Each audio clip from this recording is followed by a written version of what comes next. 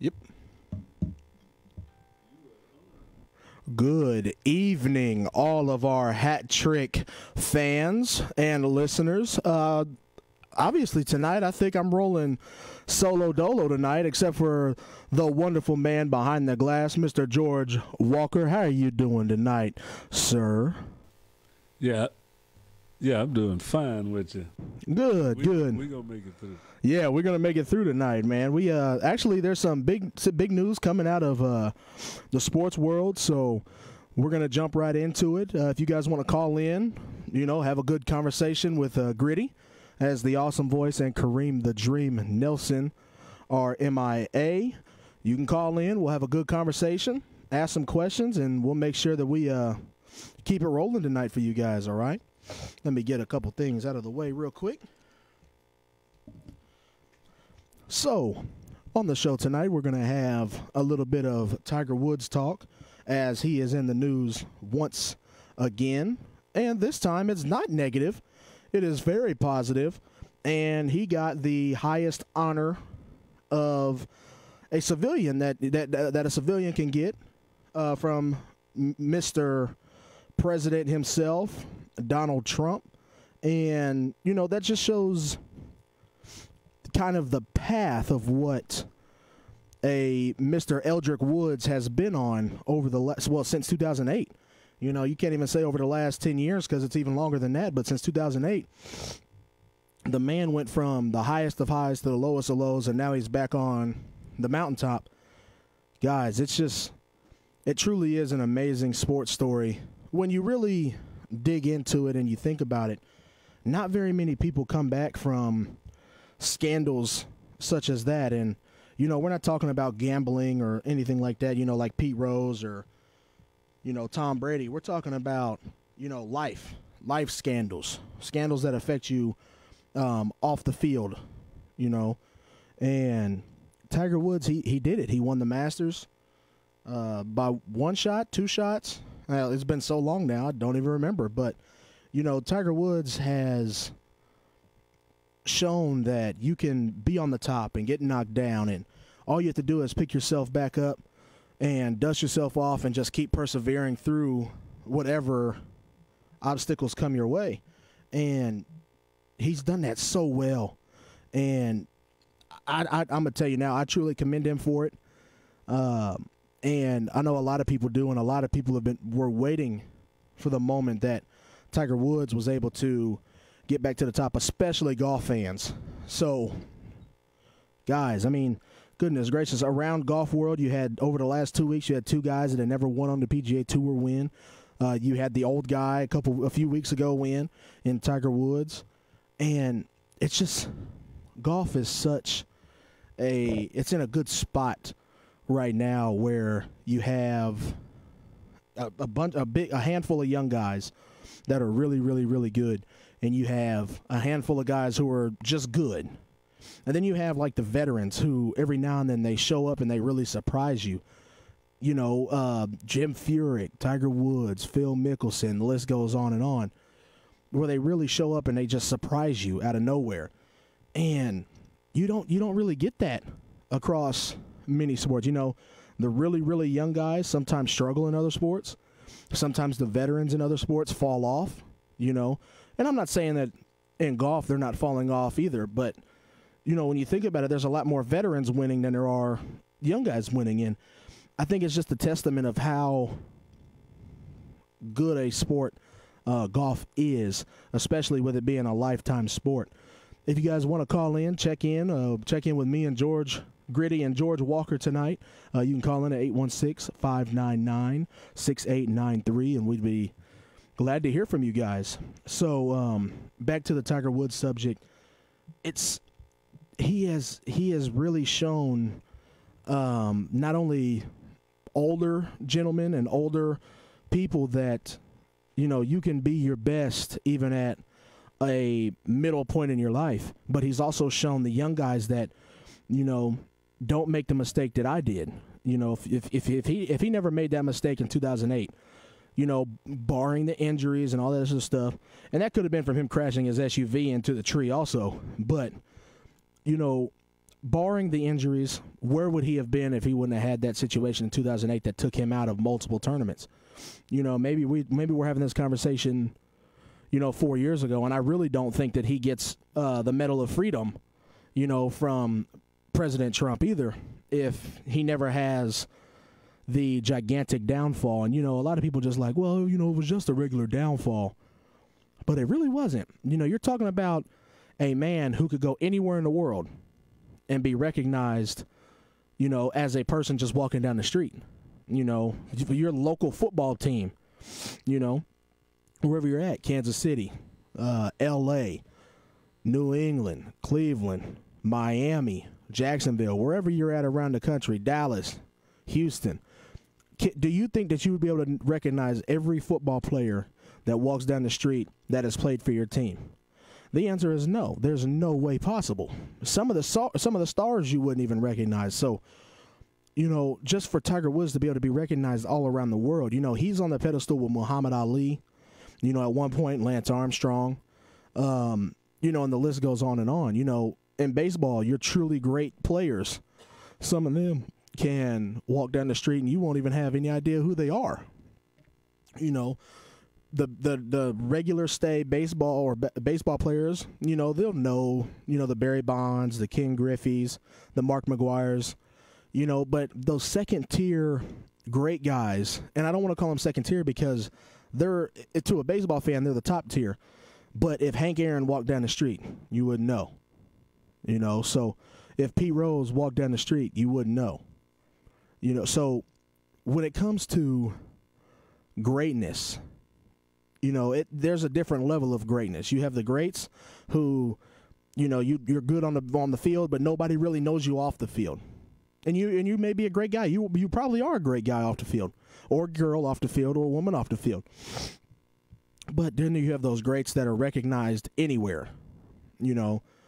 Tom Brady, Tiger Woods, Muhammad Ali, Lance Armstrong to an extent, Usain Bolt, Michael Phelps, and I know I've talked about multiple other athletes who were up there with those people, who will be with those people at some point.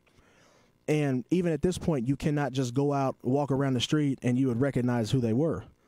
Phil Mickelson was supposed to be the Tiger Killer, 20, 25 years ago, and that didn't happen. You have 43 career wins, and the other guy that you're supposed to be competing with has 82 career wins. That doesn't really show a rivalry, does it? Much like the Kansas K-State rivalries that everybody, talks about. Oh, it's not a rivalry. It is a rivalry, in sports, but, the Kansas fans, they don't consider it a rivalry because there's not enough winning coming from the opposite side. And that's kind of the same thing with the Tiger Woods and Phil Mickelson situation as well, So it's great, you have to have this rivalry sports talk, around sports. You have to. It's great. The Messi, Ronaldo, conversations. You have, the Yankees, Red Sox. You have anybody in the NL Central, really, Cubs, Cardinals, Pittsburgh Cardinals, Pirates Cardinals, I should say, Chiefs Raiders, Chargers Chiefs, Broncos Chiefs. And some of those aren't really good series, but for some reason they're big rivalries, and they just keep going on and on and on. Cleveland and Golden State, so sports rivalries is what makes all sports great. You had it in boxing for years. Excuse me. You had it in boxing for years, and you kind of lost that factor over the last, 15, 20 years. Now it's starting to come back with like Canelo and Triple G and, Bud Crawford and, all those guys. But is there really sports rivalries today in sports? I truly don't think so. I think it's kind of going away. You don't have the Bulls Pistons anymore. As a matter of fact, let's compare to sports rivalries. And you have Golden State and the Bulls, Golden State, Chicago, however you guys want to say it. And you had the Bulls and Pistons. Those two rivalries, hold on, did I say the Bulls, Mr. Walker? I think I did. Golden State and Cleveland and the Bulls Pistons. those rivalries are completely different because you had the bad boys, you had a physical era, and now you're in the scoring era. Two totally different eras because neither one of the two teams compete with the bad boys or the Bulls of that time because they're just way too physical. Could they shoot? Yeah, but if you have two swollen eyes, from taking elbows, you're not going to be able to shoot very well. And that's what makes the sports so great. And you can see the eras, they come, they go, they come, they go. So, it's just truly amazing that Tiger Woods has been able to weather the storm, even with, the pressure that was put on him from the golf world. Everybody's saying that he couldn't do it. And he came back and he did it. No excuses, nothing like that. Withdrew when he had to, saved his body a little bit, even though he had multiple surgeries and had, his back fused together, 3 vertebrae fused together that were supposed to completely wash away his career.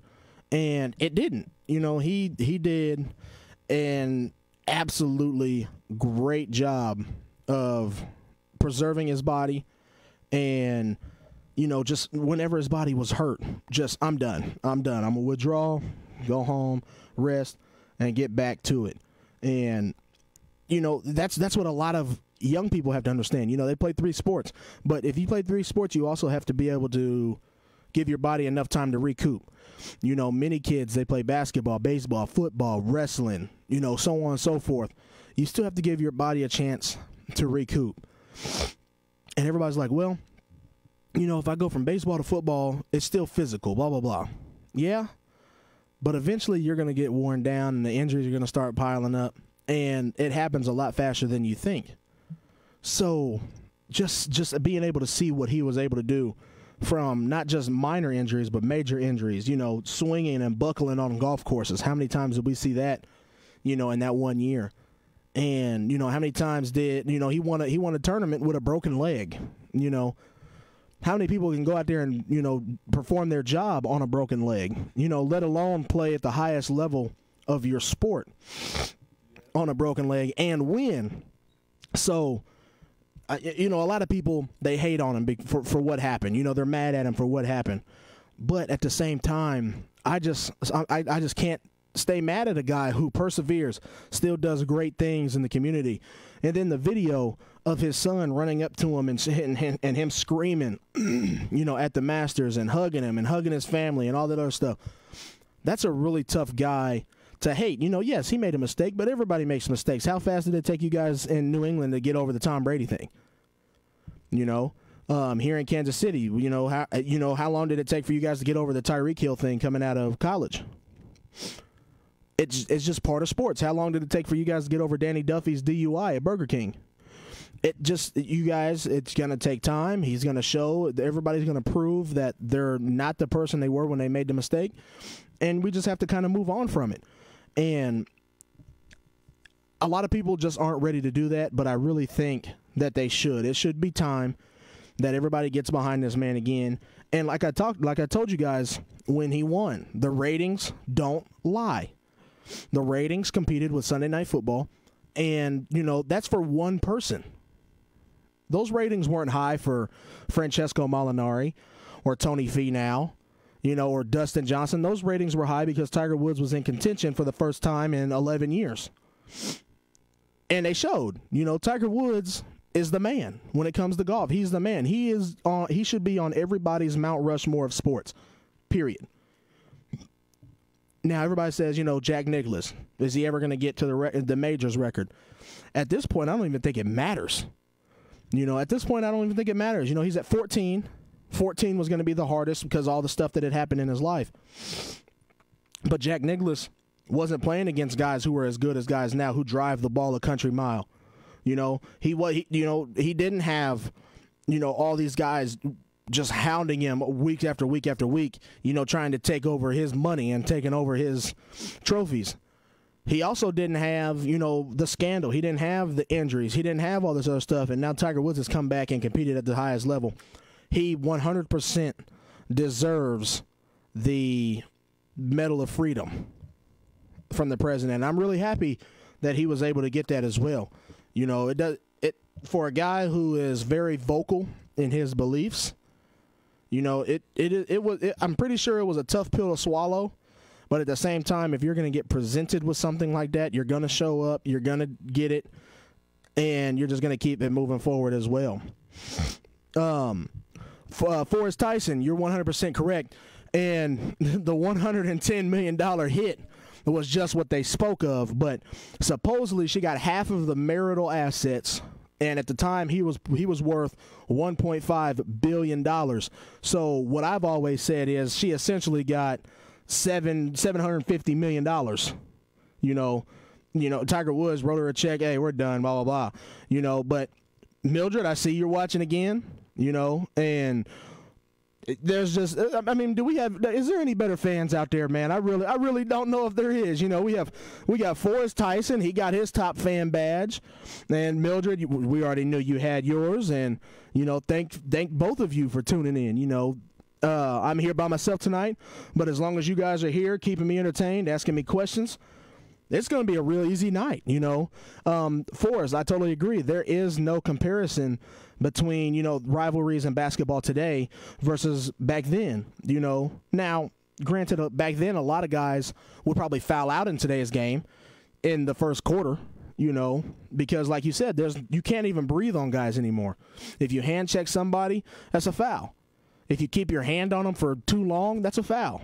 And that's not how it should be played. You should be able to play some sort of physical defense, and they just don't allow that anymore. So I would love to see the game get back to the physical way of playing, the physical style, but it's not up to me, unfortunately. It's not up to me. I want to see the physical style. I want to see a team like the Bad Boys come back. And in a way, Golden State has kind of taken over that role, but it's more like with their swagger. It's not the physical side. It's more of their swagger. They do the shimmying, and, Boogie stares down people when he dunks on them. And Durant, he stares down people when he dunks on them or crosses them up or dots their eye from 18 feet. So, in a way, basketball today is very entertaining because they put up a high number of points.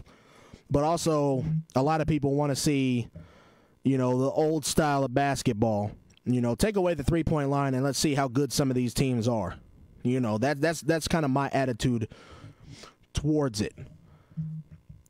So, while we're talking about a little bit of basketball, the NBA playoffs are going on, and they're pretty entertaining, Right now, as we speak tonight, you have the Bucks and Celtics playing. The Celtics are up 49-47 at half.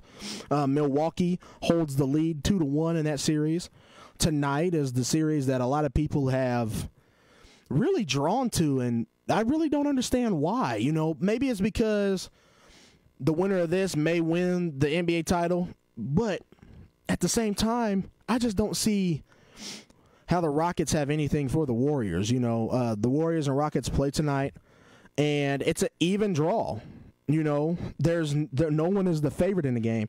So apparently Vegas seems to think that this game is a whole lot more competitive than I do. And then you had the Raptors last night playing the 76ers, and that was a heck of a game. They played 101-96 was the final. The Raptors came out on top, and now that series is tied 2-2. And the other series in the West is also tied 2-2, with the Nuggets beating the Blazers by 4 points, 116-112. So, it's very entertaining, and they're not the only entertaining playoffs that are going on right now. The NHL playoffs are really, really, how do I explain it? They're so exciting. You have overtime wins, much like you have in the NBA. You had 4 overtimes the other night. Nobody wanted to win. A lot of people say nobody wanted to lose, but nobody wanted to win, it seemed like. The turnovers went up, and yes, the guys are tired. They've played 7 months to this point, and now it's time, to lay it all on the line. You had Enes Kanter, who's playing with a separated shoulder. He played all the regulation and then the 4 overtimes on top of that. That's called digging deep. That's called fighting for your brothers. That's called competing with the best of the best while you're hurt as well. And people around the NBA are poking fun of him. Well, he can't be injured too bad. Let me tell you something. Professional athletes don't play with injuries. Why? Because that is their livelihood. If they don't play, they don't get paid. And unfortunately, you're not in a guaranteed league like Major League Baseball is. Major League Baseball is 100% guaranteed. And if you don't play in Major League Baseball, guess what? You still get your money. If you don't play in football, you got your guaranteed money, but you ain't getting the rest of your money. If you don't play in the NBA, you ain't getting paid. So, those guys, they don't play about that. And also, Enes Kanter coming from Turkey, a lot of people don't realize what he has to go through on a day-to-day basis. The Turkish government wants his head. They've tried to get the United States to capture him and transport him back, but he hasn't done anything illegal besides protest the government in Turkey. And, that shows you right there. And, we've talked about it many times on the show, what different mentalities are around the world when it pertains to country and sport. Sorry. And that's another testament of it. Enes Kanter has more pressure on him than anybody in the NBA. If Kyrie Irving comes and steps up against our government, what happens? Nothing at all. Enes Kanter stepped up to his Turkish government. What happened? They want him dead. They want him in jail. They want to put him in jail for life. And if I were him, I'd never go home because you may not come back. And as a matter of fact, if I'm correct, he did go home. I think it was 2 summers ago. And they actually captured him and held him captive for like 20 days, if I'm not mistaken. So, around the world, it's not like here in America. It's not like here in the United States. These guys, this is their livelihood. I had teammates in college, from the Dominican Republic, from Venezuela, and they've always said baseball was their way to get away from their life at home. Very few of them have, the stuff that we get. We get East Bay, and we have Sports Illustrated, and we have Dick's Sporting Goods, and we have Academy. You can go and get basically all your sporting needs at any of those stores or sites. Maybe not Sports Illustrated. But other than that, you can go and get all your sports needs from any of that stuff. They don't have that. Mariano Rivera showed right before his Hall of Fame speech how he got it, what his first glove was. He had a piece of cardboard that was probably about 8 by 8. It was probably 8 by 8, and he cut slits in it, right there for the fingers and whatnot. And he put it on his hand, and he said, "Yep, there's my first glove right here." A piece of cardboard. How many guys today do you think could play the game of baseball with a piece of cardboard on their hand? They're all really, how do I put this? Everybody is such divas nowadays that, if you walked out on the field as a coach and told your players, "Hey, these are our gloves today," and threw them at them, they'd be like, "Coach, what am I supposed to do with this? I can't field anything with this." Yeah, you can. The guys in the Dominican Republic did it. They played on fields, with no shoes that had rocks all over them. And you guys get, and us in America, that we get to play on some of the best fields in the world, and, we got to play on turf and all that other stuff. Well, those guys, when they're 16, when they're 12 through 16, they don't get to play on those great fields until they get into academies. And once you're into academies, the next step is trying to come to America, either play college ball or pro ball. So it's just a testament of what goes on around the world. And a lot of people turn their back on it because it doesn't pertain to them. But it really does. The guys who entertain you, in the NFL season, the guys who entertain you on Sundays, Mondays, Thursdays, and Sundays. The guys who entertain you, every other day, every 3 days in the NBA. In hockey, all those guys are basically international players. And they bring you the entertainment. So in a way, it does affect you. What happens if Giannis Antetokounmpo, goes to jail in his home country? Well, the Milwaukee Bucks, first of all, aren't the number 1 seed in the East. What if Steven Adams gets in trouble in Australia and he's got to go back home? Well, now all of a sudden you're looking at the Oklahoma City Thunder a little bit differently. Yes, they got bounced in the first round. They got swept. But at the same time, you know, Steven Adams is a big focal point on that team. You know, and it goes for everybody in every sport across the country. This stuff does pertain to you. You know, the Chiefs, they have Duvernay Tardif. You know, now you have Emmanuel Agba, who has claimed himself the new Nigerian nightmare. So I hope that that he can live up to that. I'm going to ask Mr. George Walker's opinion on that here in just a second. You know, but that's some big shoes to fill, calling yourself the Nigerian nightmare on top of already what Nigerian nightmare we've had in Kansas City.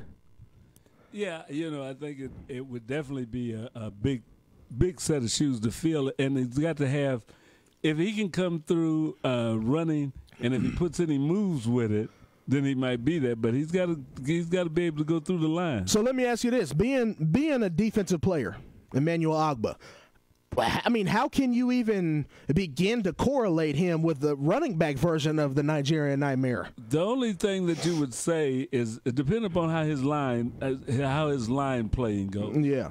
You know, now if he dominates, you think he's earned it. But now there's a lot of people that heard that. Yeah. I heard it. You know, there's a lot of people that heard that, so now they're gonna say, "Let's see." Yeah, I heard it. How you do it and stuff. I heard That's gonna be the thing. But yeah, you know, defensive lineman can make a name for himself. Oh, most definitely. But you know, he's got to be able to take on some pretty tough fellas. Well, first off, you got to take on, you know, let's just say 100. Let's just say you double it. 160,000 people come out to a Chiefs game throughout the entire year, right? Yeah. 160,000. I'll just say 80,000 times 2. Those are the different people who come to the stadium every year, or every week. Every week, yeah. What I mean, gosh, these guys are going to have so much pressure on him just because of him saying that. I mean, Christian Okoye was a dude. Yeah, and a legend. You know, he's still beloved in Kansas City. Big time. You know, big time. I mean, I think it's the last 2 years, if I'm not correct, he started opening weekend for us.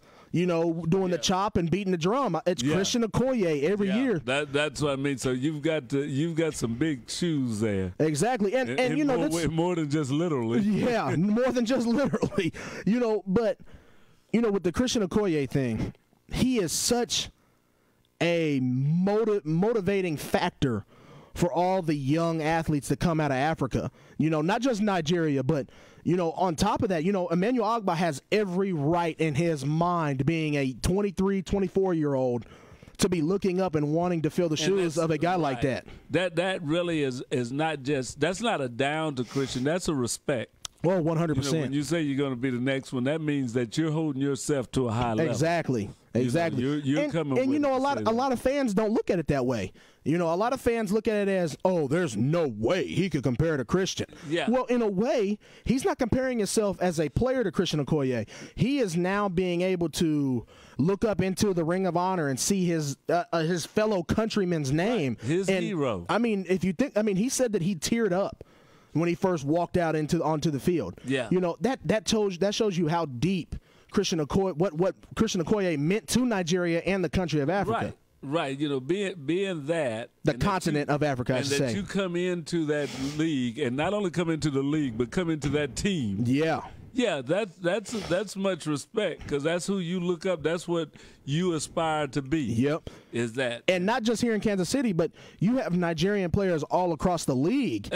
When they come to Kansas City, they take a picture of Christian Okoye's name up there. Yeah. You know, even in Chiefs pregame, you know, videos and stuff, they still show Christian Okoye to this day. And if you think about it, think of the running backs that you've had since Christian Okoye. Yeah. You know, Marcus Allen, Larry Johnson, Priest Holmes, Jamal Charles, who just retired. You have some big-name guys that have been running back since Christian Okoye, and Christian Okoye is the guy who everybody keeps going back to, first of all, because he was such a great football player. Yes. For the short amount of time he was. And second of all, goodness, I mean, there's not a better person in the community than Christian Okoye. You know, Christian Okoye could have easily went back to Nigeria and just said, well, I'm done. I'm done with football. I'm done with Kansas City. And lived a comfortable life. And he didn't. He's lived here or around here his entire life since coming over. I believe he was the first Nigerian professional football player, and now these guys all have something to look up to. I think it's going to be a very emotional day when Emmanuel Agba walks out onto that field for the first time. But But with that being said, we're going to take our first break tonight. Griddy's here by himself with the hat trick, rolling solo dolo, and Mr. George Walker behind the glass. When we come back, you feel free to call in at 816-599-6893. See y'all in a minute.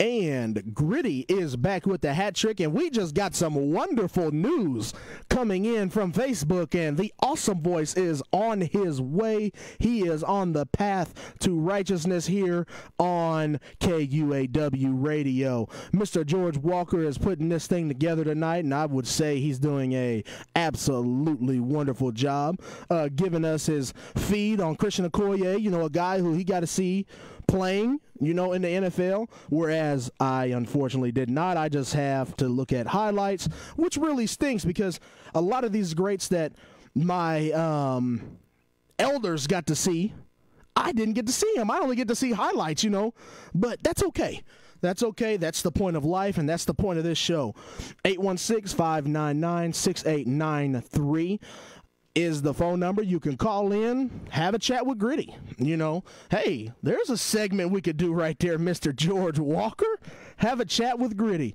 And Mr. Forrest Tyson is checking in, and I'm going to read what he has to say here because I know he brings great intelligence to the show, even though he's not on the show, but he tunes in every week.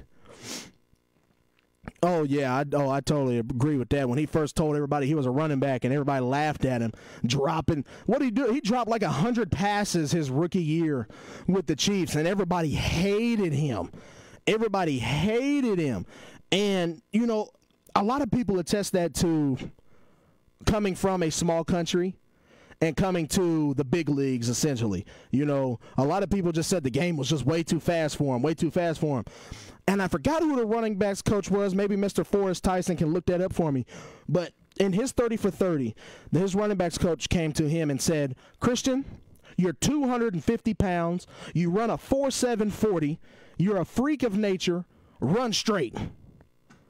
And Christian Okoye said, you know what, but I kind of want to bring another aspect to the team, you know, being a receiver out of the backfield, blah, blah, blah. His running backs coach said, I can't have you dropping 5 passes a game out of the backfield. You know, that doesn't help us any. But what does help us is if we can hand you the ball 25 times and you run straight. And Christian Okoye bought into the system, which you as a coach, you want all your players to buy into the system.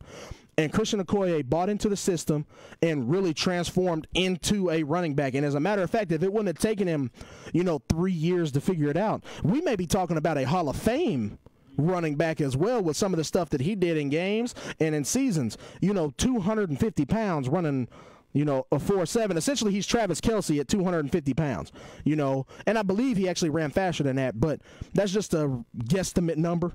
I mean, goodness gracious, imagine having to hit that man over and over and over. Think about if you were Oakland or San Diego at the time or Denver, and you had to play this guy 2 times a year, and he's just beating the crap out of you. And just think if you would have had him as a lead blocker. Oh, God. With somebody. Now, you think about that 250 pounds and the way he could run. Just a fake handoff and him leading it. Oh, goodness. Would be a killer. Oh, goodness. And a lot of people really thought that's what was going to happen. They thought that he was going to get transformed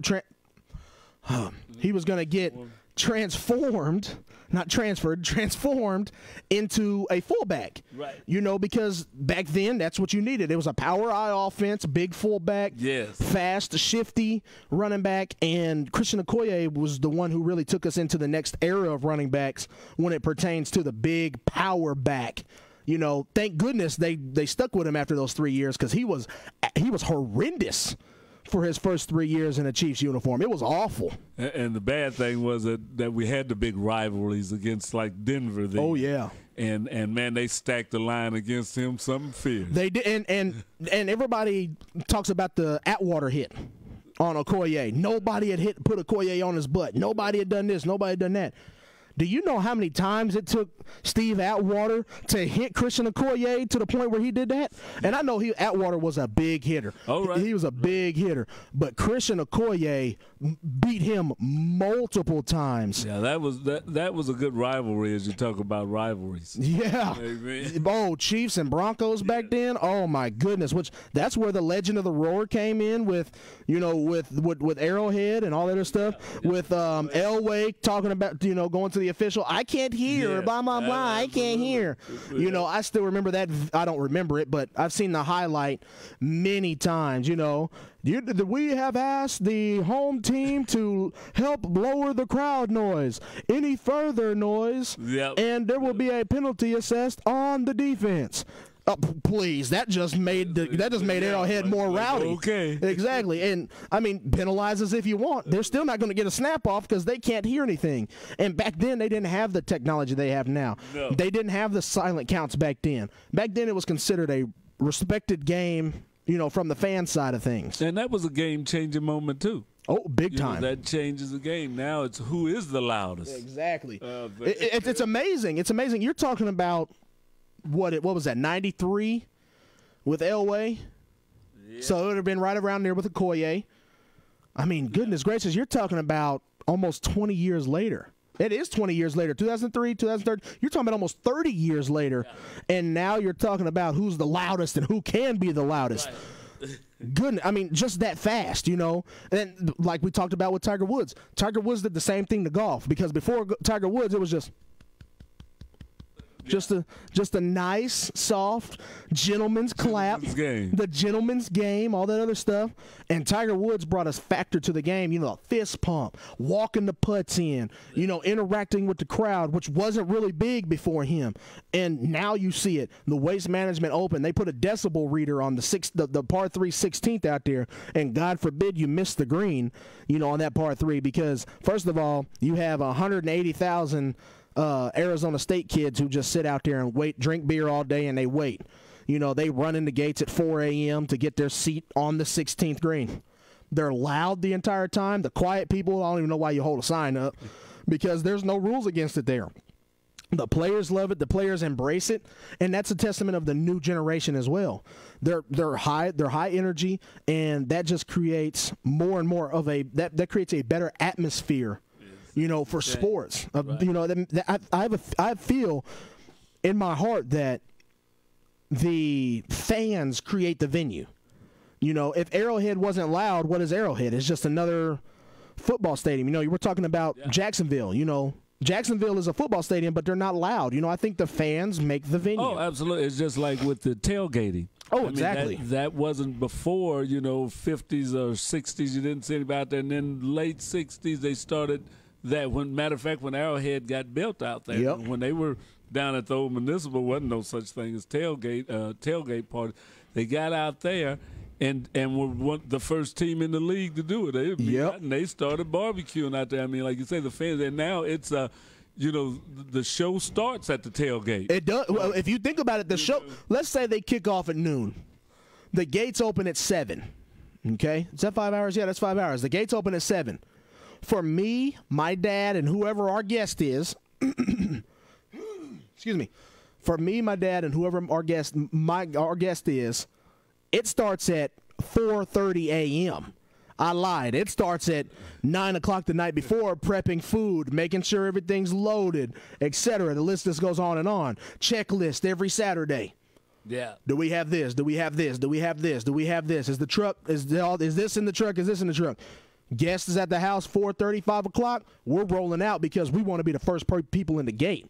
And that's even a new thing. Back in the 70s, they were at the stadium at midnight. Oh yeah. There was nobody at the gates and stuff. Well, back then, if you were there early enough, you could park for free. Yeah, that's what I said. People came in at midnight, came in before and said, "We'll just be there till the game starts." Yep, we'll just go out there with our campers, and back then, that's exactly what happened. It used to be they would take campers out there, they'd take tents out there, and they'd sit them up out there and just stay all night. And that started getting to be so big. They said, how many spots are we losing? Exactly. Losing. Wait a minute. And that came from Jackson County, because a lot of people don't know the Chiefs don't control the parking out there. Right. Jackson County Parks and Recs controls that parking. Oh. Which it is relative. If the Chiefs are good, parking's gonna be higher. Yeah. If the Chiefs are bad, parking's gonna be lower.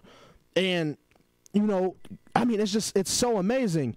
It's so amazing that, just looking at the transition of Arrowhead, the Legend of the Roar, whenever you watch videos of Arrowhead, what do you see? The first thing they do is go through the parking lot.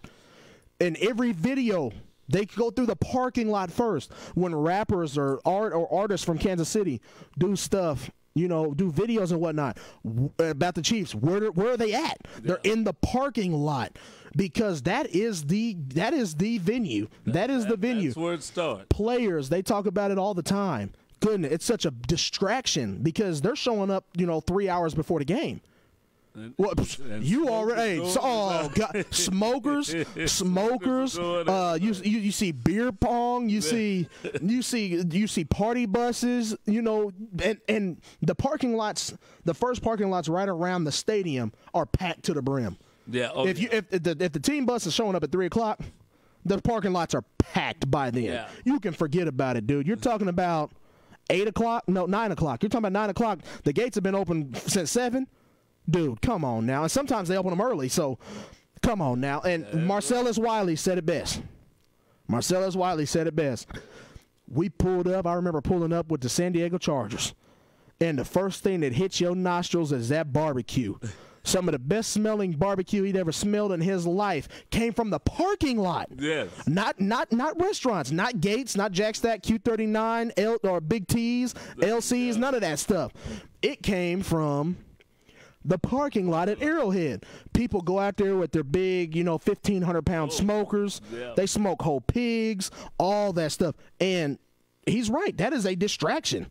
Yeah, because you got your headsets on, you're listening to music, you're thinking all this other stuff, and then that smell hits you, and the first thing you do is probably look out the window of the bus, man, and it's probably blinding to you, because it's all red. All red. It is all red. Very, very seldom. Every now and then you get a part of the parking lot where good teams that travel.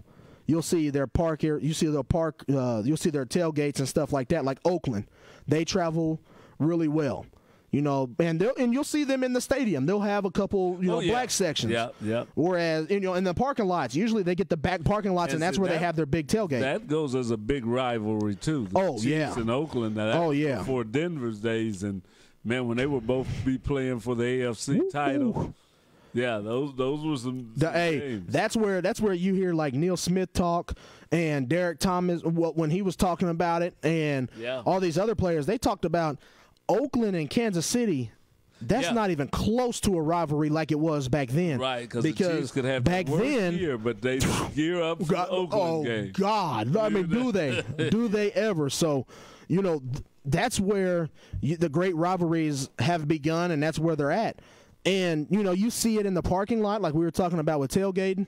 You see the Raiders and Chiefs fans, they have fun in the parking lot. They banter each other. Kansas City Chiefs fans are really, really great. They don't pick fights, I should say. You know, usually when you see fights, it's from people who are very belligerent, who don't really have any self-control.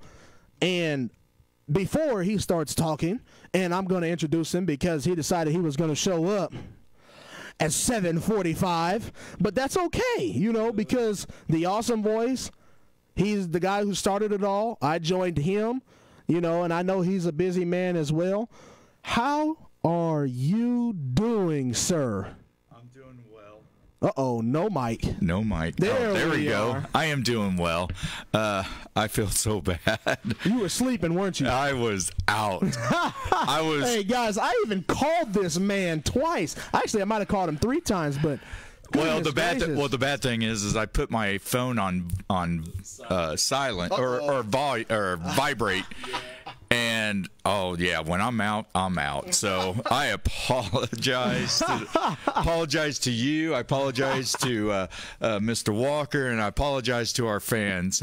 Everybody thought that I was missing in action and stuff. So. I knew you were missing in action. That wasn't no thought. I couldn't get a hold of you. Mr. Walker hadn't heard from you anything. So. But to get you caught up, we talked about Tiger Woods getting the Medal of Freedom today from Donald Trump, and I kind of went through, how he got to that point, right, and how, a lot of people still degrade him for what happened. But I think it's at the point now where you have to get over, it's time to forgive him. Forgive and forget. It's been 11 years. And the testament that I gave to our fans was the way his son and his daughter went to him after the Masters. Right. That kind of shows you, where he's at as a family man, you know. Oh, absolutely. And I think it's just time for people to just go on ahead and forgive him because, they're talking about a guy who had the highest of high and the lowest of lows. I mean, there was no gray area in 2008 when the scandal came out. It was the highest of highs and the lowest of lows, and now you're back to the highest of highs. Right, absolutely. Well, and then you've got the Virginia team who just won the NCAA title. Yep. They don't want to appear at the White House because of number 45. Yep. So that was also a big step for him, not only for Tiger, but for. Well, I don't think my thought process is if you're going to get handed something like that, it's different when you're going on a championship visit. Right. Than getting handed one of the highest civilian honors that you can get. That's very true. From the president. That's a little bit different, Probably is, but still, it's the fact that, that he did this to happen or allowed this to happen, because you don't know what his mind thought was. Exactly. And I'm talking about the president, not Tiger. But yeah, I think it was a great moment, and he deserved it, and he probably would have deserved it when Obama was in office, but because of everything that happened, and as you said, he was on the highest of highs and he was on the lowest of lows, and not a lot of people can thrive through that. No, and I'm not saying not everybody, but a lot of people couldn't.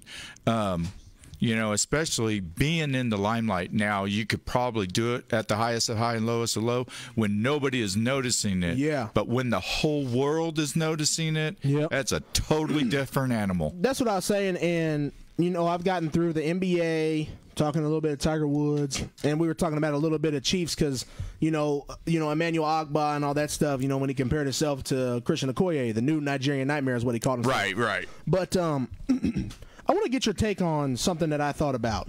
Okay. And I've been thinking about it for a little while now. Tiger Woods. Okay. He can go anywhere in the world and be noticed. Yes. Anywhere in the world. Absolutely. Period, point blank. Very few other athletes can do that. And even great athletes from our time. Sorry, guys. Even great athletes from our time, and from your time, and before you, they couldn't do that. Mm-hmm. Hank Aaron couldn't walk around anywhere in the world and do that. Right. You know, Charlie Hustle couldn't go anywhere in the world and do that. Very few athletes can. So I'm going to ask you, I have a tier system, okay? Okay. Your second tier guys, when you're talking as it pertains to being noticed worldly. Okay.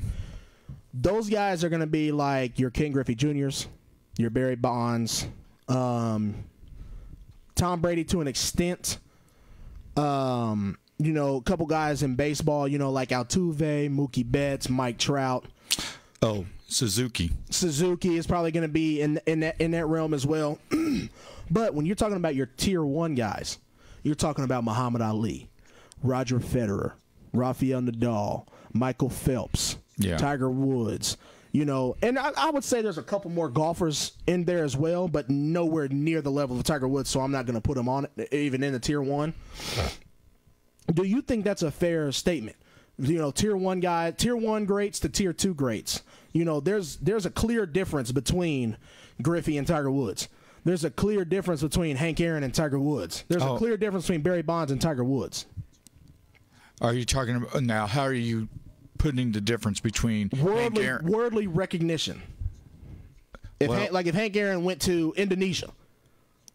Well, that's probably the thing. I don't know if Hank Aaron would do something like that. True. Now, Muhammad Ali, absolutely. Yeah. Tiger Woods, absolutely. Yep. And that's how you base the tier 1s and the tier 2s, because Barry Bonds probably would not go all over the place. Exactly. Maybe Ken Griffey Jr., but yeah, you're still right. Before I let you finish, yep. Mr. Forrest Tyson, you know, I asked him a question: who was Christian Okoye's running back coach? Because remember, it was the running back coach that got Christian Okoye to buy into the downhill, just run straight mentality. In '87, it was Billy Matthews. In '88, it was Lionel James. And '89 to '92, it was Bruce Arians. So yeah, Lionel James was considered the train. Lionel the Train James. And I believe it was. I think it was a combination between Billy Matthews and Lionel James, because his rookie year was in '85, if I'm not correct.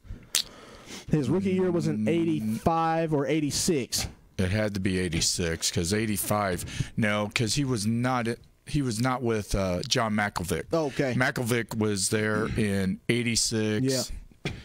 Yeah. 86 and 87. Okay. And then that's when they had the issue with Frank Gans, and that McElvick's offense was so stale that it wasn't working very well. So it would have been Lionel James, like you said, the train, right, who got Okoye out of that mentality of, I want to be an all-purpose back. Right. I want to catch passes. Well, he dropped like 100 passes over his first 3 years out of the backfield with the Kansas City Chiefs. Right. And he told him, you are too big to be worried about catching passes. Right. You run straight and you run hard. Well, look at the shoulder pads that he had. I mean, those weren't shoulder pads. What you talking about, man? Those right. were pieces of cardboard on his shoulders. Right.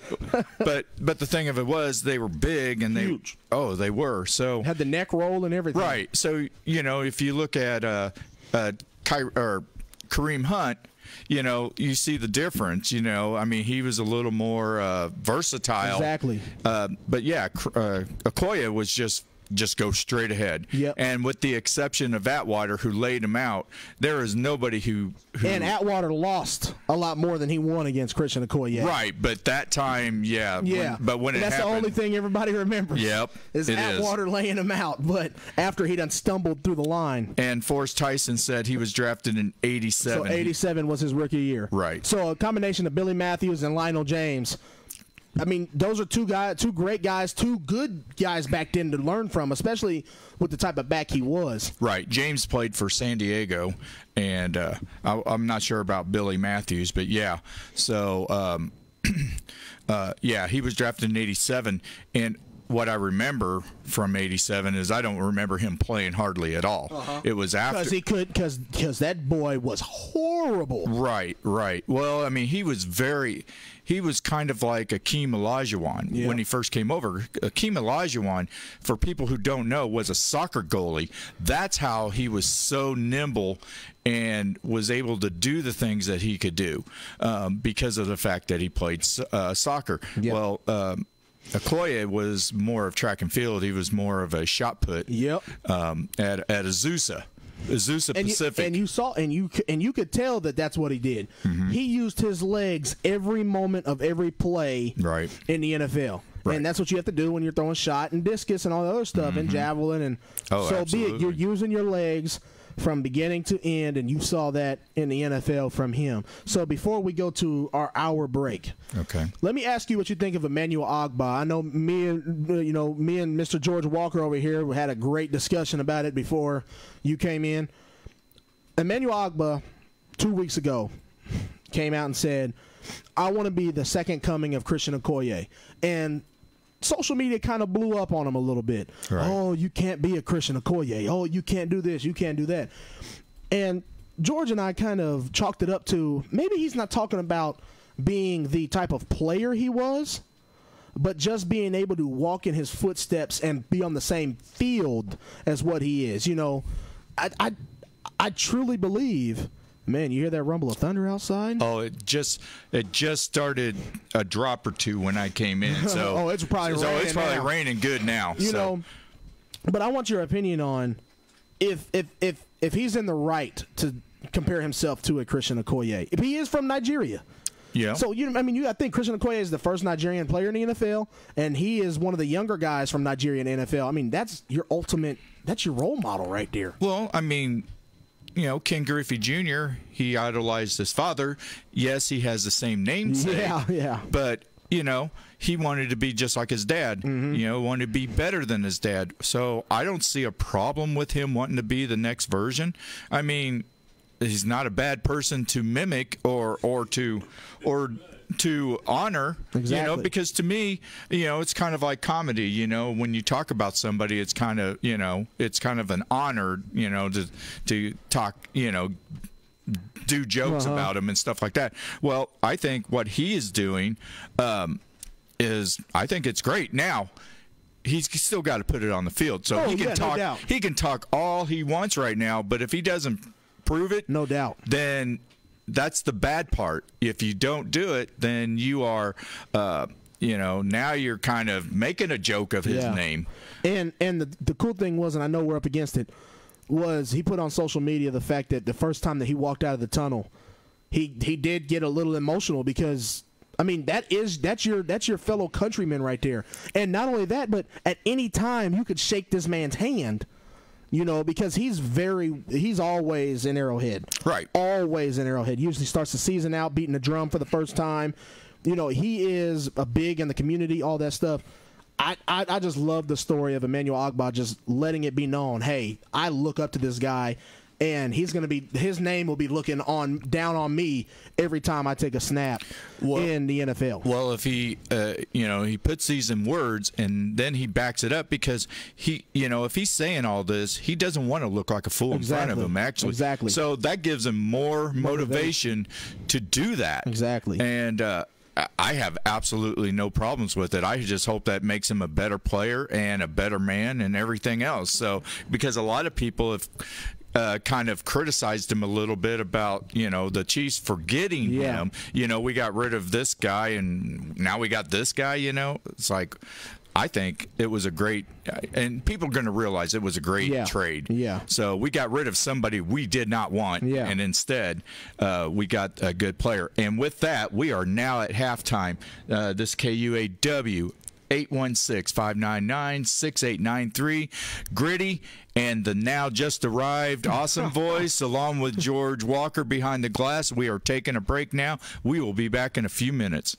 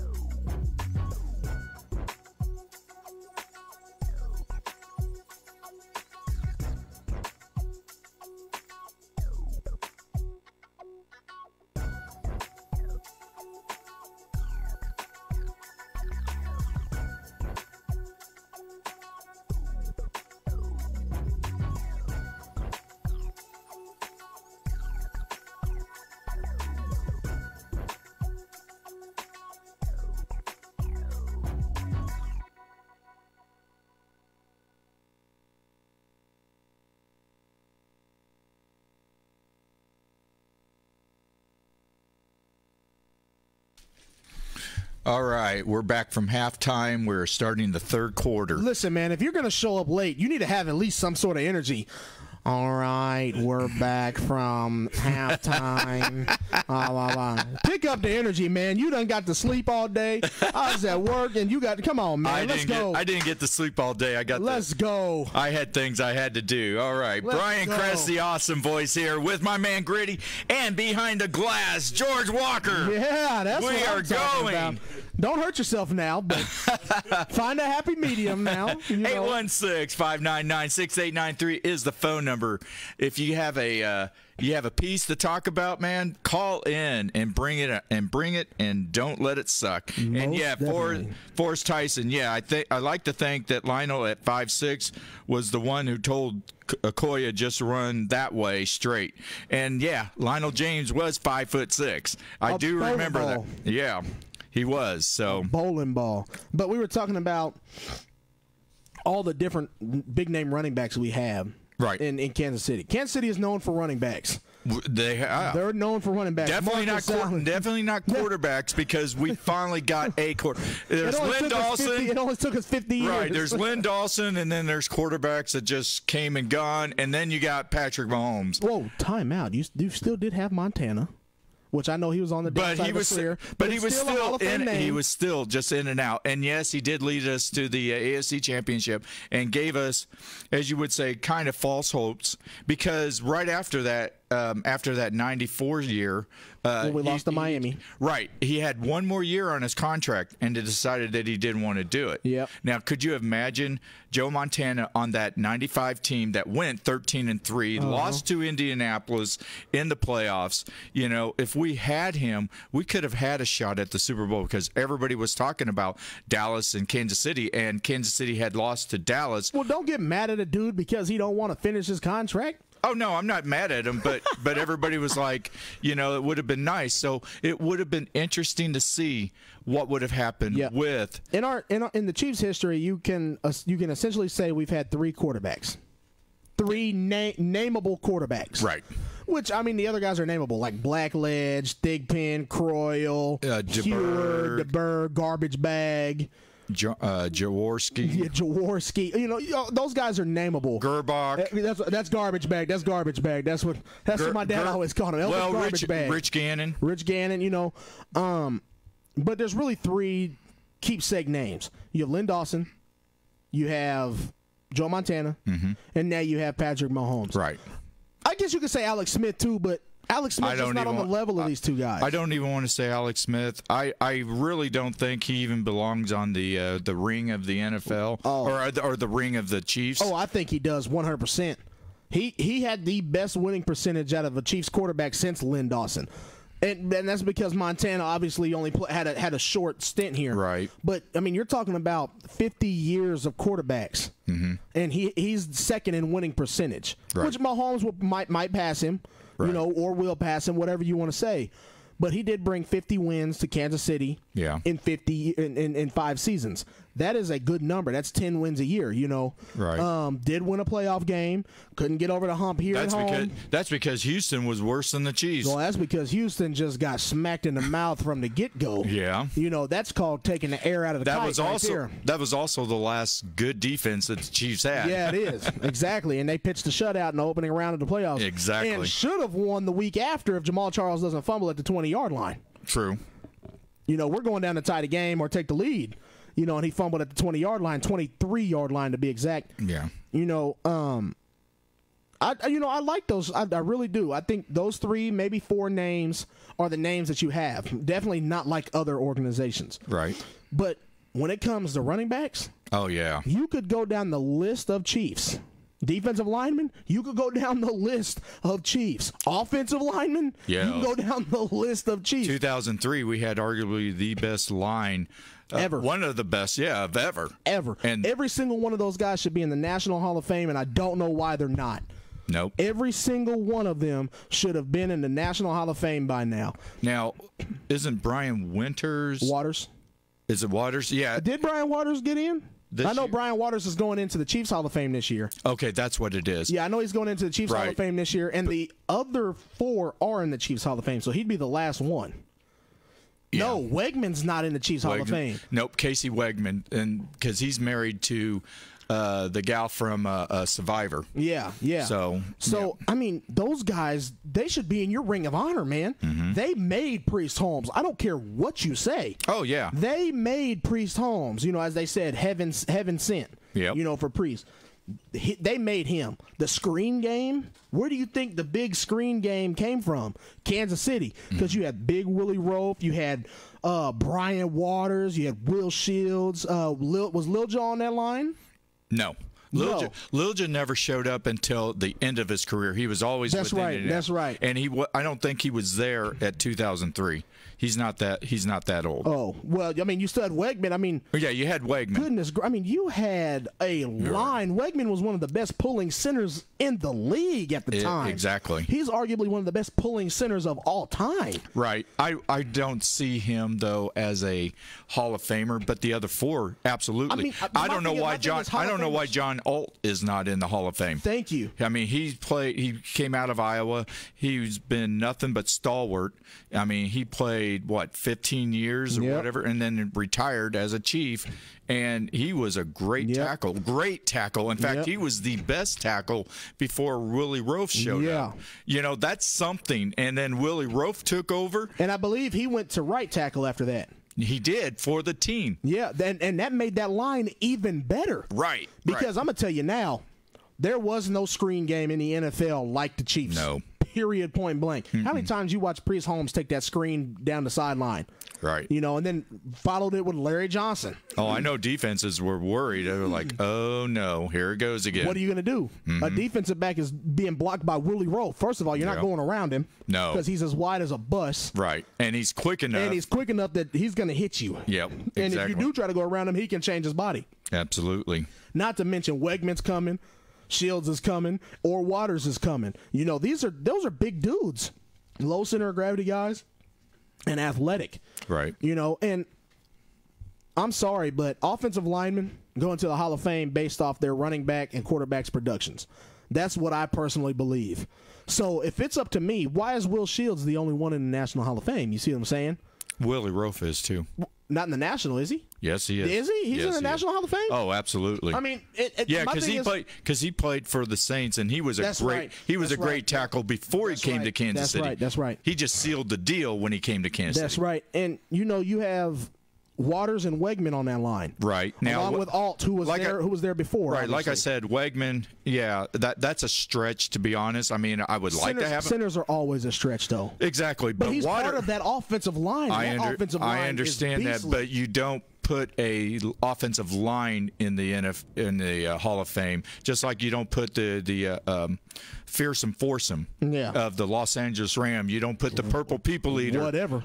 I know, but you don't put them in. You put them in as individuals, not as teams. I'm sorry, I disagree with that because it wasn't two people. Then I know you need to talk to the Hall of Fame people about that. It wasn't two people. Right. And even if you don't put them in as a team, right, you can put them in there individually. I don't care. Oh, and the steel curtain. It wasn't two people. It wasn't just two people who made that running game and that offense click. No, it was all five. It was all five. And Alt, being old, being long in the tooth in the NFL, he made those guys better, man. Right. I truly believe his leadership plus Rofe's leadership made the middle three, and then the middle three just excelled off of what Waters was able to do, Shields was able to do, and Wegman is the one who told these guys what to do. Right. You know, pre-snap. I mean, I'm sorry, man. First of all, you can't tell me a better offensive line. Right. You know, even the Colts offensive line from last year, you can't tell me a better offensive line. No. Especially for the longevity. Yeah. Priest Holmes is a great running back. Probably never go into the Hall of Fame unless it's 30 years from now. Right. You know, I'm sorry, man. And it wasn't just Priest Holmes who was good behind him. Priest Holmes, and then it followed with Larry Johnson, the start of his career, and what was it, 10 straight 100-yard games or 13 straight 100-yard games? Something like that. That is not a testament of the running back. That is your offensive line, and they did it with two very different style running backs. Well, if you think about it, Priest Holmes was the backup of Ricky Williams at Texas. Yeah. Then he goes to the Baltimore Ravens just when the Ravens just moved over, and I think he had a Super Bowl championship with them in 2000. Yeah, he may have. And then he came to Kansas City because he wasn't getting any playing time there, and so then he comes to Kansas City. But then all the linemen was almost all established. I think they brought in Priest Holmes first, then they brought in Willie Roaf, and Brian Waters, because Brian Waters came from somewhere else. And those guys, they were good before they came. Right. But they made a name here in Kansas City. Oh, absolutely. That line was talked about on national media. I mean, when was the last time you could think of an offensive line that was talked about on national media? Imagine that offensive line with this offense. Oh, my gosh. That we got now. Oh, yeah. Oh, Patrick Mahomes could put a chair back there and sit in it. Patrick Mahomes could show up in a tuxedo. He could. And would be fine. He literally could. Right. And a lot of people, they underestimate what the offensive line is able to do. Trent Green was only sacked like 4 times in 2003. Right, and you got to realize that 4 years before, he had a severe knee injury, which actually made Kurt Warner a household name, because Kurt Warner would have still been the backup quarterback had Trent Green not get injured and tore his knee up like he did. I'm sorry, man. I know they don't put teams in the Hall of Fame, right? You know, but they should put units in the Hall of Fame, like the '85 Bears.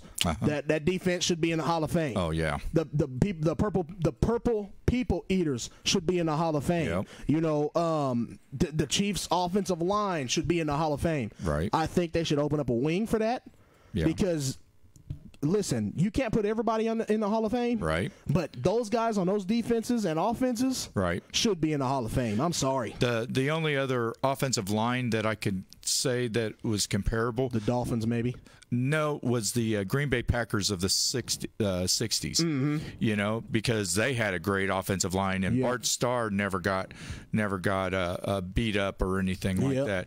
And that was the time where when you got hit, you got crushed. You know, they would have called a penalty every time in today's game. So, but he won. They won 2 Super Bowls, and they won other championships before then. So, I would say with them, and saying that Forrest Gregg had passed away earlier this year, so he was one of the stalwarts.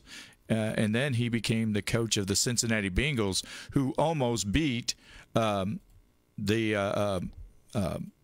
Cincinnati Bengals the first time, but San Francisco stuffed that line in the '81 Super Bowl, and then you had Sam Weich, though. But anyway, Forrest Gregg passed away.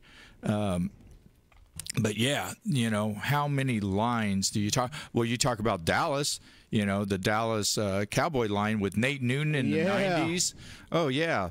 You want to talk about some guys who got to run behind some privilege. Right. You know, Troy Aikman didn't get beat up as much, and they opened holes for Emmitt Smith and made him even a better runner than he was. Which is why he was able to run for 18 years. Exactly. So, you know, whereas you had Barry Sanders, who was running for his life half the time, didn't have any offensive line at all. That's why I say that Barry Sanders is a better running back, because he made a lot of it on himself. Yeah, the offensive line helped, but it was mainly him. But I bet you he's got more east and west yardage than some of the NFL passing leagues. I guarantee he has more negative yards on rushes than the other running backs. But he could turn around and make it up. You could lose 5 yards on one play and then turn around and make a move, and he's gone 50, 60 yards for a touchdown. I mean, he could be as close as me and you and make you miss.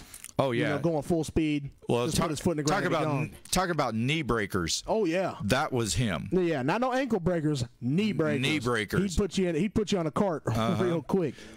You know, I mean that's a special type of running back. You know, some older people call that he had the wiggle. Oh yeah, he definitely had the wiggle. You know, you see guys who don't get hit very often. Tyreek Hill. Yep. Doesn't get hit solid very often unless he's up in the air. No. He has the wiggle. Right. The wiggle factor.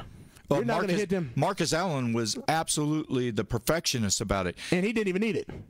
Right, but he could avoid, and they said that he did martial arts, and that helped it.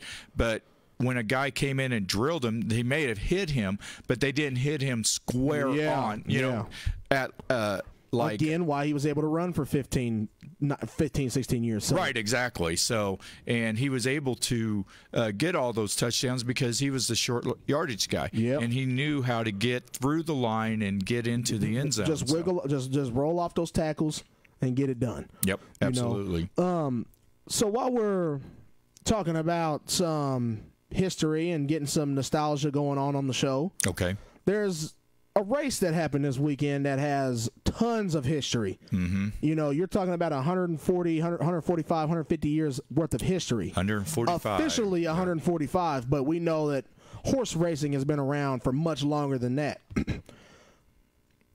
This weekend, you had history at the Kentucky Derby. Mm-hmm. You know, for the first time ever, a first-place horse was disqualified right after the race. Right. There have been horses who have failed drug tests, you know, in the week to come. Sorry, you get DQ'd later. But at the track, there had never been a horse that crosses the finish line first disqualified. Until Saturday. Right, not at the Derby. Now at like Santa Anita and all the Exarban and stuff like that. At the Kentucky Derby. Right, at the Kentucky Derby. And some people made a very good profit, and some people did not make a very good profit, like $142 million worth of not making enough profit. Right. Enough profit. They lost $9 million. People lost like $9.5 million. Yeah. And yet the winner was we were talking about that on Thursday. Yep. We were talking about two horses, and actually Country House was the one we wasn't talking about because it was above the low guy, and I can't remember who he was, but they were both 51 at that time, which grew to 65 to 1. I don't know what the other long shot was, but we were talking about, hey, why don't we you even said, man, we need to do that. Well, once the favorites out with Omaha Beach. Once he was a scratch, at that point, it's any horse's race, you know. Right, but Maximum Security was the favorite after that. Yes, I mean, definitely was. Right. You know, but before the scratch, he was like a 12 to 1 horse, which is where a lot of people made their money. Right. Who would have made their money because they bet on him before his stakes raised. Right. Raised, whatever the word is. Rose, there it is. I could not get that out of my mouth to save my life. The man behind the glass with the save. The man behind the glass with the glove side save. There it is. Rose. Yep. And, you know, I'm sorry, but personally, come on, dude, it's horse racing. Right. It's horse racing. If you had the best horse, you wouldn't have been in that position. Right. You wouldn't have been on the outside. You'd have been on the inside because you came from the farthest lane, which means you were the long shot. Right, but Maximum Security was bumping into and it was really weird because he was ahead of him, but he would bump into both of the other horses, which did knock Country House to the outside. He was already outside, though. I understand that, but it knocked him even farther out. It was your fault that your horse sucked in the beginning. Well, yeah, you shouldn't have been starting out of the 16th stall. I know. You know what I'm saying? Right. I mean, come on. At some point, you have to look at what transpired throughout the entire event. Right. Yes, a horse got loose, essentially. And you saw the jockey pulling, and his head was turned because he's trying to get the horse to turn back to the rail. Right. But there was more of a penalty when he came back down to the rail and hit the horse in green. Right. Than there was going the other way. Because if you go back and watch it, Country House never lost stride. Right. The two horses in between the two lost stride. Right. He never lost stride. So there was no effect on him in the race. You see what I'm saying? Yeah. I know you're on the outside, but you're already running the long track. Right. Because you had to come from 16th and try to squeeze down. You know, I'm sorry, man. I really think that they stole that from that boy. I really do. I really do. This his 7th try as a jockey. He came out on top. Yeah. With the best horse, and I'm sorry, but a length and a half, I don't think there was enough of a penalty there to make up the difference of a length and a half. I'm sorry, man. Well, I'll tell you what it did do. It made it for an interesting derby. now everybody is talking about it. Yep. So that is one thing. Maximum Security, they were talking about, his legacy and stuff like that. And I don't think Maximum Security is going to race in the Belmont. So, so it's even. I would if I was the trainer, I would 100%. 2 weeks from now, drag the field. Right. Drag them. But you don't know how they're feeling. I mean, I know exactly how they're feeling. They lost $10 million. That's how they feeling. Well, that's true too. That's how they feel. I'm just saying, how they're actually feeling. That they're mad because they got, as you would say. Is that what you call that, mad? When you lose $10 million? Uh-huh. I mean, think about it, man. This jockey come from a small town in Mexico. You just won $10 million, and then the $10 million ripped away from you. You know what I mean? Right. and you're on one of the youngest horses in the field. Right. Why not race him, train him, drag him? That's how I look at it. Right.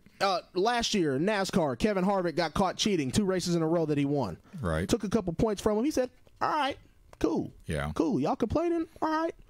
Here comes a hat trick. I'm not going to cheat this week. As a matter of fact, I'm going to start from the back. Beat y'all, drug them. That's how you do it. Right. That's how, I'm sorry. That's how you do it, man. Don't whittle away. Don't disappear because you got DQ'd. You know what I'm saying? Uh-huh. Don't do that. That horse ran a hell of a race. Right. Essentially, he ran a perfect race outside of between 3 and 4. Right, and it was one of the muddiest. It was, oh God, dude! Those horses were sinking 5-6 inches in that water. And thank goodness none of the horses broke their ankles. Right. Talk about ankle breakers. Right. And I'm sorry, dude, but if the 2 horses in between you weren't affected very much, because they came out of the turn exactly where they were. But those 2 horses or the jockeys on there were the ones that were calling the objection. Yeah, and then 20 decided, hey, you know what? I think I had a chance to win that. A length and a half, which from what I saw, there wasn't enough. No, there wasn't enough. He pulled away, and there wasn't enough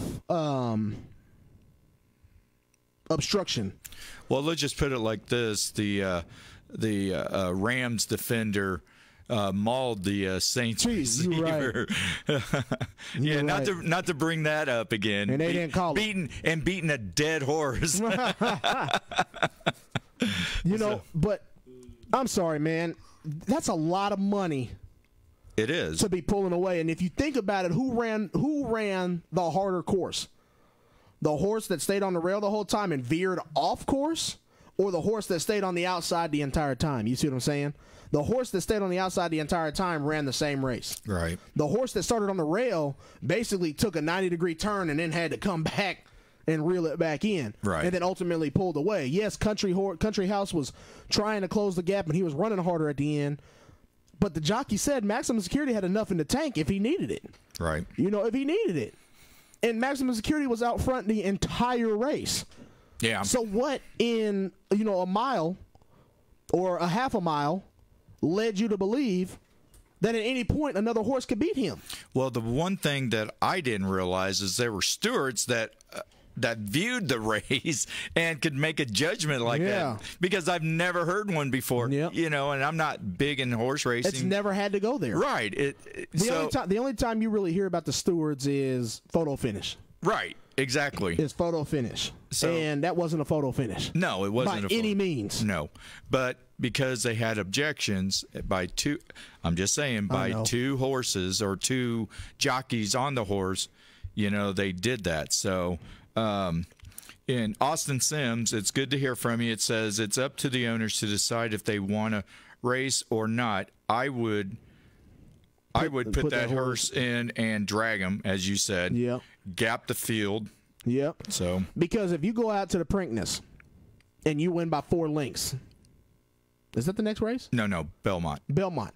If you go out to the Belmont and win by 4 lengths, nobody's going to even care about the Kentucky Derby. No. Because Maximum Security won the race by a length and a half, and you go out and you beat them by 4. Uh-huh. in my opinion, you're the Kentucky Derby winner too. Yeah. You know what I'm saying? But I will say this: there's not going to be a Triple Crown this year. Oh no, because I guarantee you that horse is not in contention in the next two. Well, no, and he won't be 65-1 either. Okay, he'll be 45-1. I know, right? Well, if you were going to let me finish, I was going to say he's not going to be the 65-1, but he's also not going to be a 9-2 either. So no, I figure he'll probably come in 35-40-1 again. I would say more of 25-1. Yeah, I'm not even going to put him that high because that would put you the sixth favorite horse. Right. If you look at the rankings or what the heck is it called? The odds. If you look at the odds from the Kentucky Derby, right, that puts you as the sixth or seventh favorite horse, right in there somewhere. Right. He's not. No. He's not. Essentially, what he did, you have 17 horses in the race. Right. Okay. He basically got out of the gate good and dove down and cut off about 10, and then just kind of ran his race. The other horses fell off. And then an objection is what basically got you a win. Mm-hmm. You know what I'm saying? Yeah. So, and they're going to look at all that stuff before they put out the odds and all that stuff. The odds makers, right. That's why they do what they do. Yeah. They're the odds makers. So, but I'm sorry, man. That I hated to see that, man. I really did because he worked so hard. You hate to see any match that is decided outside of the participants in the match. Yes. Whether it's a judge, whether it's a referee, whether it's a steward, whatever. Any outside officiating from the players or the horses or whoever it is, it's always a bad thing because they always say the best officiated games are the ones where the officials are not even nowhere to be seen. Exactly. They're doing their jobs. There are no egos. They're just doing their job, and it becomes a great game. Yep. And it just sucks. It really does, man. I mean, you went from celebrating. You know, everybody talked about 777. You're wearing number 7. This is your 7th try, and you ultimately won it. You know, you hit the jackpot. Right. And it was ripped away from him. You know. It's just rough, man. I mean, they don't understand. You know, a lot of people don't understand how much time these jockeys spend with those horses, man. It's like you and your dog or cat or whatever. They love these horses. These horses love them. They respect them. Oh, they get treated better. They get treated better than the people who own them. And the jockeys can feel. You know, if the horse has more in the tank, like he said, the horse got nervous between 3 and 4, hearing all the noise because that's where the crowd starts. Right. And the noise affected him, and he jumped out of line, and you saw the jockey trying to pull him. That just ultimately wasn't enough. Right. And then with that, this is the end of the third quarter. We're going to take a break, and we're going to go back into the fourth quarter, and we'll have other talk. This is your halftime. This is my halftime. But oh, no, this is my second admission. There you go. Intermission. So we are the Hat Trick with Griddy, awesome voice, and Walker behind the glass. This is KUAW, and we will be on break.